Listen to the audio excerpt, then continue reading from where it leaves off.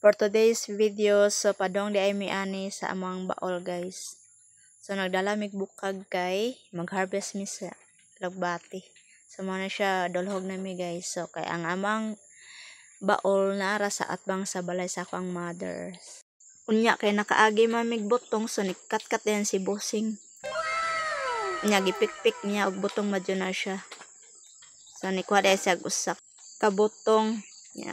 Wala mo testingi og buak basta kay gipik-pik aw butong na siya. So padulhog nami. Then pag abot way langay kuha din guna din gihugasan kay perting daghanag lapok. Limpyuhan jud maayo ni bossing kay para igbuak ba limpyo siya no. Tanawa guys. Puting putiya guys. So gunan sa buak. So kana iyang gipanglain iyan ang himuagot sa kutsara para ilugit niya ba kay wa may dala kutsara.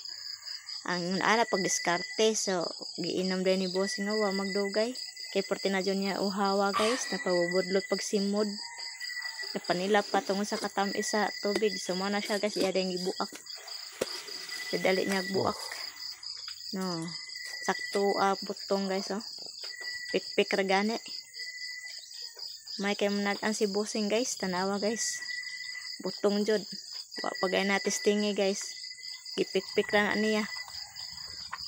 So, magdugay, hab-hab din si bossing. Fast forward lang taan guys, kay udto na kayo mag-harvest, di madali. Dali mag-harvest anay guys, kay kanay gisod sumaran, magunin namo guys, mo na nga, ang uban mga tag-as kaayo. So, ubay-ubay yun na siya guys. Maaknan jud mi ani kalaki haron. Pasa pa ni udto. Way kang kaunay ni.